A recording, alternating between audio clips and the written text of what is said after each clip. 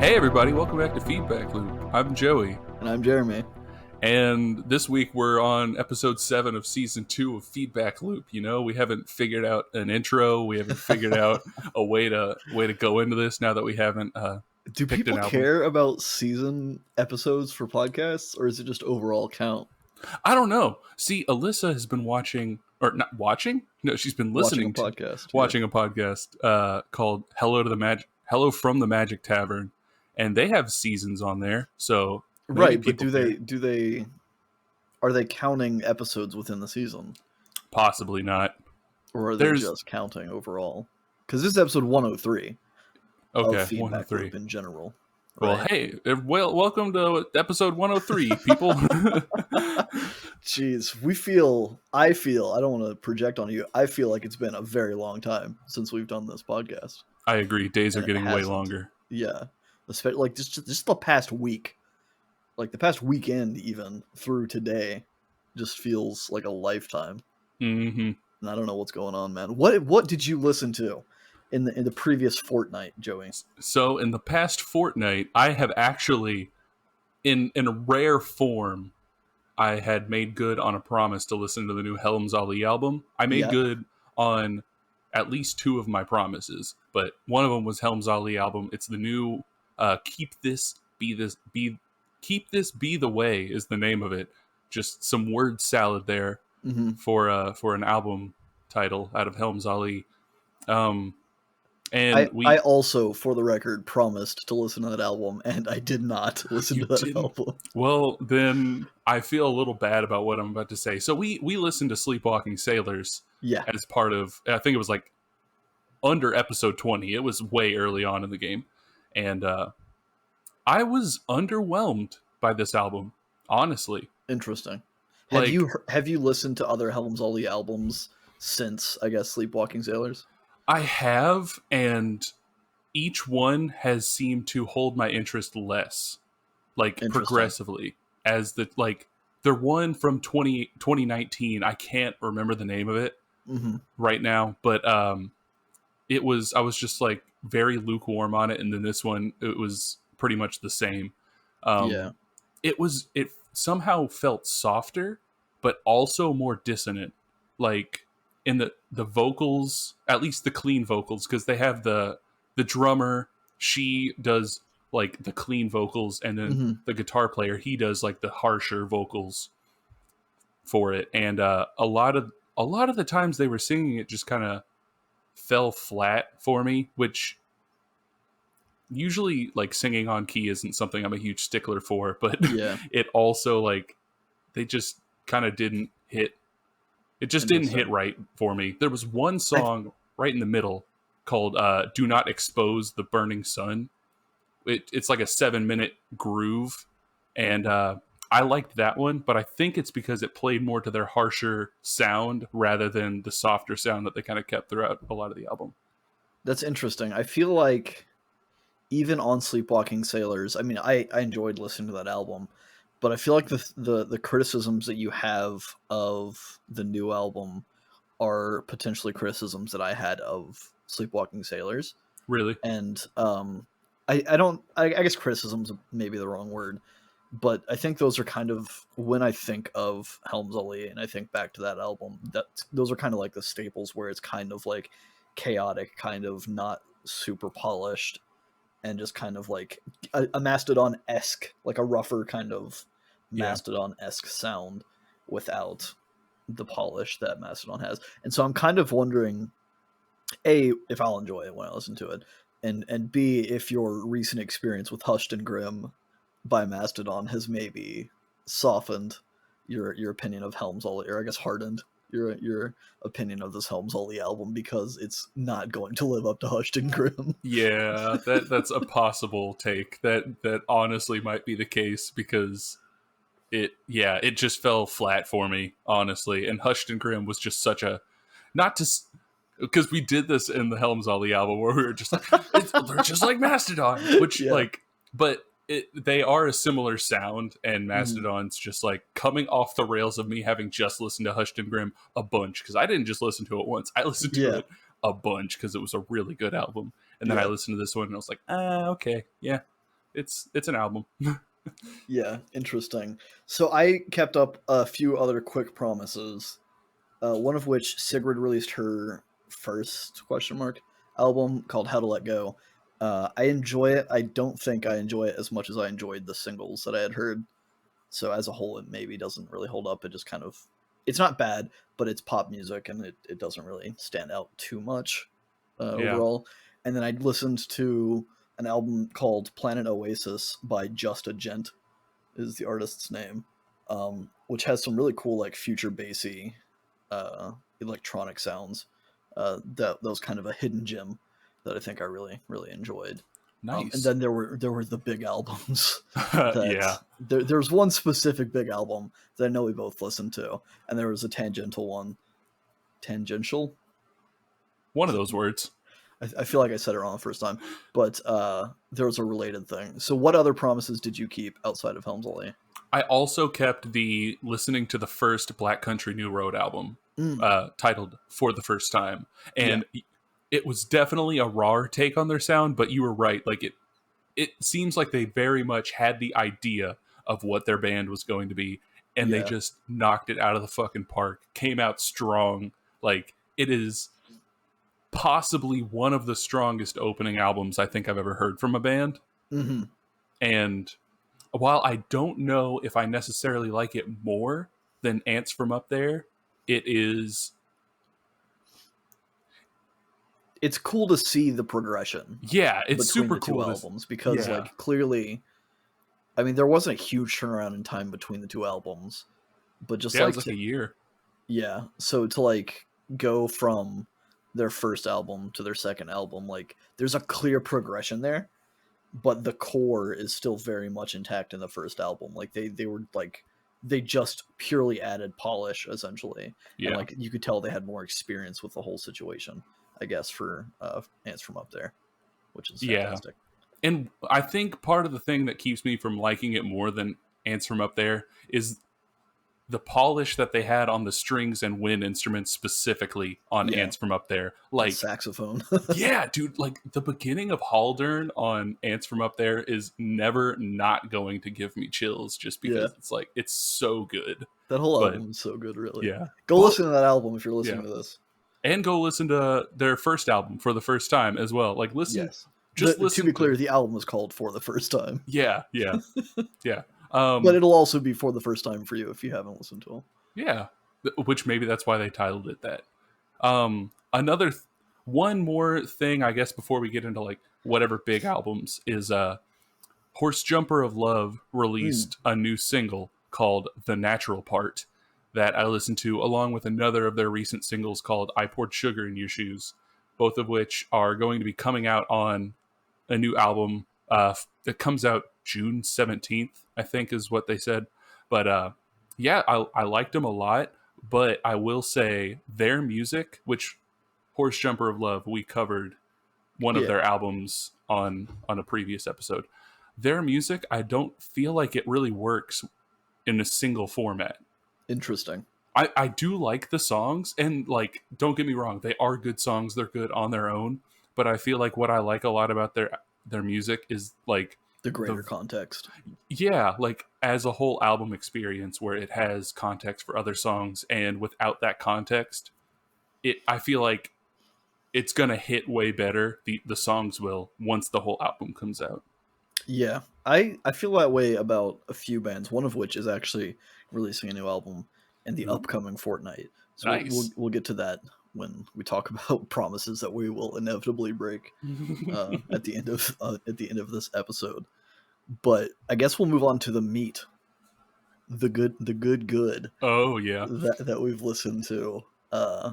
Kendrick Lamar, released a new album, Mr. Morale and the Big Steppers, allegedly his final album with Top Dog Entertainment, right?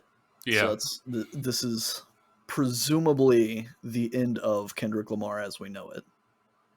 And what are your thoughts? I feel like you might have a lot to say about this, Joey. I do have a decent amount to say about it. So, okay. So first off, before any of critiques or whatever comes out, I was so glad to get this album, like to get to listen to it, and I'm like excited to keep listening to it because there's a I don't lot to know. unpack. Yeah, there's a lot to unpack. It's split into 2 discs. And I'll say right off the bat, on first impression, I liked it more than I liked Damn on first impression. So he's moving in the right direction with this one. I felt like Damn, so Damn coming off the back of To Pimp a Butterfly was just like, it didn't feel like it went deep enough because I really liked To Pimp a Butterfly, and it was so dense that Damn kind of felt, I don't want to say shallow. It's commercial, right? Yeah, it felt more commercial, and this is moving, I feel like, back to what I like about Kendrick Lamar. But so it's split into 2 discs. Like I said, I like the second disc more than the first. I've listened to it 4 times at this point. So where's the split on the disc? Because I've just been listening to it as an album on like YouTube Music. Do you know which track split? So the tracks that split, Purple Heart was the last track on the first album. Gotcha. And then according to Spotify, I guess, and then Count Me Out is the start of the second disc. Okay. But so I like the second disc more, but that's not to say the first disc doesn't have good heavy tracks. Like I really liked Father Time. That was a good track about like father issues growing up as a son of a dad who is who's very concerned with like being manly and not having time to like unpack emotion in life, and being really affected by like the kind of stone cold outwardness of a dad who's just trying to be like a manly man or not show his inner feelings or whatever. Also, like in '95, I won't say it was like super deep or anything, but it was just a banger. Yeah, he actually released a music video for it as well. I haven't watched the music video yet, and I need to. And then the ending track of the first disc, Purple Hearts with Ghostface Killah. Yeah, I like that one. But then it also has stuff like We Cry Together, which was the track. Like that one, I get what it's doing. It's talking about like the love-hate, like a kind of emotionally toxic, abusive relationship between like a guy who's unfaithful and like verbally abusive, and then like a woman coming back at him, and it's just like they're fighting and just being toxic to each other. And I get what I understand its place in the album, but like the way it was presented just totally took me out of the experience for that song. And it was like I was very lukewarm about it, and it felt just kind of too jarring for me. But then the second disc, like I immediately liked it from start to finish with like I don't know, my personal favorite Kendrick Lamar album is Section 80, and the song Anti-Diaries. Yeah. It reminded me of Tammy's song, at least in the subject matter, which Tammy's song was on Section 80. Which Tammy's song itself, kind of like listening to it now in the current landscape of our like culture and society, which Tammy's song was talking about like a girl who was turned to being a lesbian, turned to women because of the way that men treated her, which is like, it's a song about an experience, about a person's experience. So I'm not really like, you can't really judge it, but it's like, I feel like that the idea of a woman strictly being turned to women because of what men do is like a weird, it just leaves a weird taste in my mouth almost. But I feel like Anti-Song it's like a continuation of those themes, but like a more updated version of it. And I like the song more than I like Tammy's song. But then Mother, I Sober with Beth Gibbons from Portishead. Dude, I liked that feature. It was just a cool feature. I was not expecting it at all. And then it happened. But yeah. And then another highlight was Crown. I really liked the song. Really good. Yeah. I like the song Crown. But yeah, I like the second half more. I look forward to listening to the whole album more. I still like Section 80. I like Good Kid, Mad City. I like To Pimp a Butterfly more than this album, of course. But I'm looking forward to growing with this album. I feel similarly, and that like this is clearly more of the To Pimp a Butterfly lyrically, right? Yeah. Where he's being more thoughtful, he's being more introspective, and being more like extrospective instead of intro, as far as like talking about societal issues, Yeah. right? Which I mean, he's always done to some extent, but the like Good Kid, Mad City wasn't necessarily about that. And damn, while there were like hints of it throughout, I feel like this album and To Pimp a Butterfly are just like directly confronting Yeah. a lot of that shit. So in that regard, I think, and I definitely need more time with this album, like you said. I feel like this might be his best album. However, it is not my favorite album Yeah. by him. I'm still a Good Kid, Mad City guy. I Yeah. think at the end of the day, I do really like this album. There are a lot of really good tracks on it, but I guess in a similar vein of what you were saying, I feel like there's some lulls in it where there's some tracks just don't hit right, or they feel kind of out of place, and there were some like just it's mostly musically right. Lyrically, Kendrick is great, and I'm Yeah. not going to dispute that at all because you can't.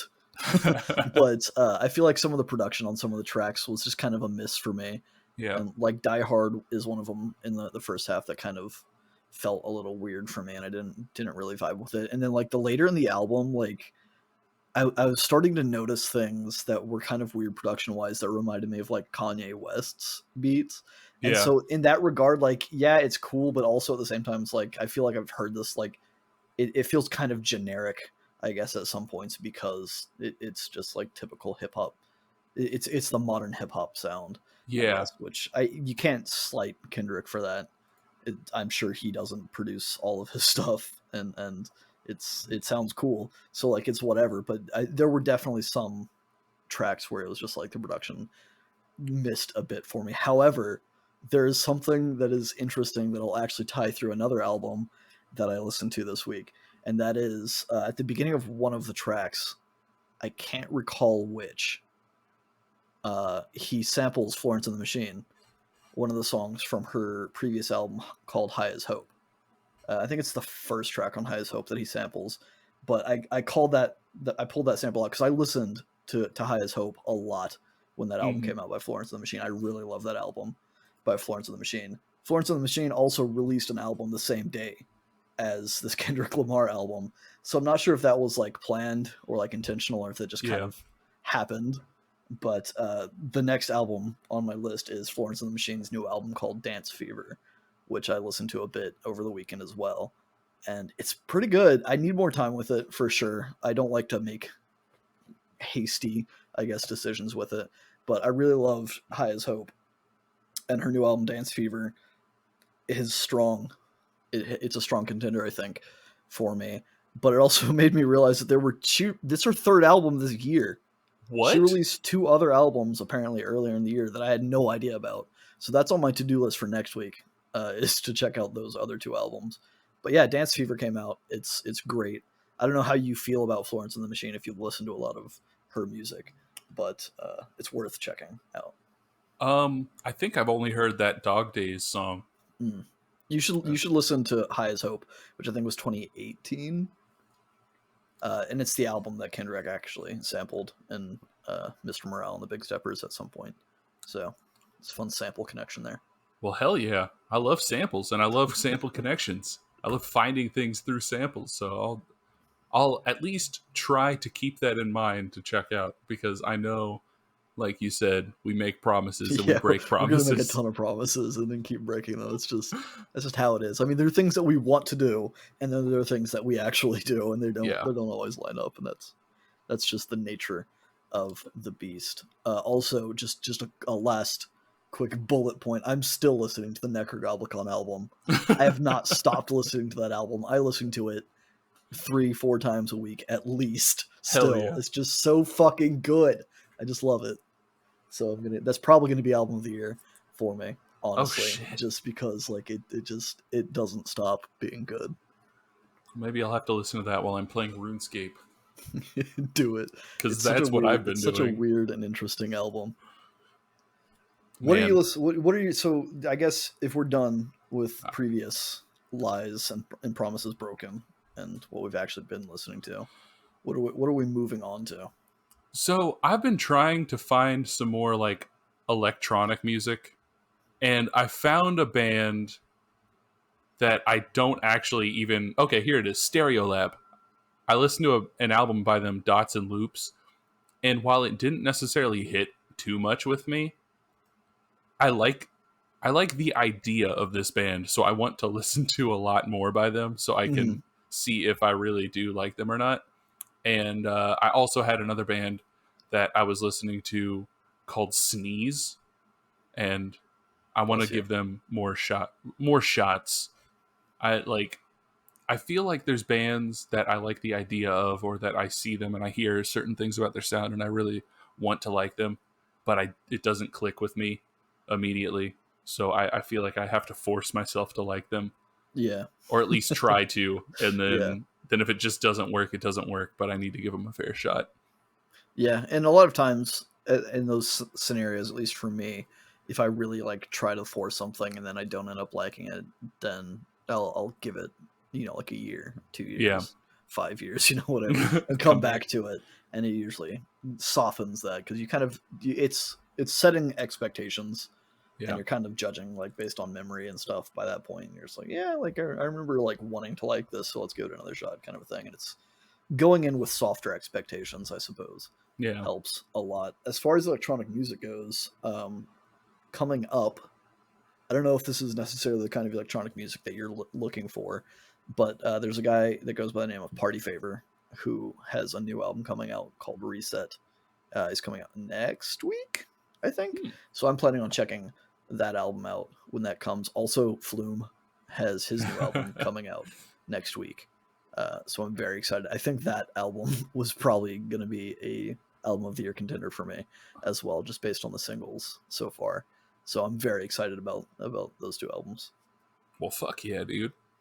I'll have to listen to that Flume album too, because you're gonna go see Flume Yeah, later this year. yeah. After I move across the fucking country, I'm gonna be singing Flume, so that'll be cool. Also, Coheed and Cambria, their new album is coming up in 2 weeks. I think it's not this Friday, but the Friday after. I think it's next Friday. Will that be Is when before that we? comes out. Yeah, that'll be the Friday before we record next, Yes, maybe. it should Yeah, be. I think, unless my dates are off, which it could be. But yeah. so yeah, those are the big three new ones coming up. And then I do want to go back. I want to listen to the Helms Alee album. I want to listen to the band called Gnome, which I mentioned. I don't actually know if I mentioned last week, but I want to check out their album because it just released. And then I mentioned last week revisiting some Christian Oh yeah. contemporary albums, modern Christian, modern quote unquote, for like 2000s, I guess early 2000s CDs that I have. I did not. I completely forgot about them. So that's also still on my to-do list as far as the next fortnight's worth of music. Go listen to Skillet. No, it's not There. Skillet. I don't like Skillet. Even back then, even back in the early 2000s when Skillet was like becoming a thing, Oh and my people were god. like, yeah, like they're cool, like they're hard rock, and it's great. Even then, I was like, this is not my thing. Yeah. This is cringy for me, Yeah. and I'm listening to softer Christian music than that, right? So like, granted, I don't want to say that the music I was listening to is necessarily like soft rock or anything, but it was not in that vein. It was just kind of like, I don't even know what genre I would classify. I guess kind of rock in some aspects, but it's definitely not like, it's not gospel music. It's not worship music, but it's just kind of like contemporary, like kind of like radio rock Yeah. kind of deal, like that would play on like some pop stations maybe. Well, you know what? If you dig those CDs out of the bin and give them a listen, shoot me one of the names of those bands, and maybe I'll give it a check Yeah, as I well. will. I will for sure. I'll or at the very least I'll bring them up next There we go. episode on the podcast and give my review of. I'm going to give some harsh words to these poor innocent Christian artists that probably don't even make music anymore. But Poor guys. we'll see. Anything else on your to-do list? Shit, man. No, not music wise. At least I wrote a riff that sounds vaguely Mastodon-y, and maybe I'll go along with that. But Yeah, boy. I don't have any other things that I need to listen to. So Good. The fewer things that you promise you'll listen to, the fewer things that you have to apologize for breaking next episode, right? Dude, that's the literal way I live my life. Yeah. I keep expectations low, so that way if I do literally anything, it surpasses them. Yeah, yeah. Easy enough. Well, let us know what you guys have been listening to for the past fortnight. You've heard what we've been listening to. Let us know what you think of Kendrick's new album. Yes. I feel like it's critically acclaimed, which is expected. Yeah. But obviously, we both had some kind of lukewarm takes on some of it, which, I mean, we're not professional music critics, nor do I want to be, nor do I really care, I guess, what professional music critics think about things. But it makes me curious what people think, right? Not professionals. So let us know in the comments, tweet us, whatever. Give us your thoughts on Kendrick Lamar's new album and other albums. Just whatever. Just contact us. We're around. We're floating in the ether of the internet. I'm literally never not at a computer, so yeah, that's modern society, man. We're always available. Just stay in our feedback loop. Bye. Wait a second.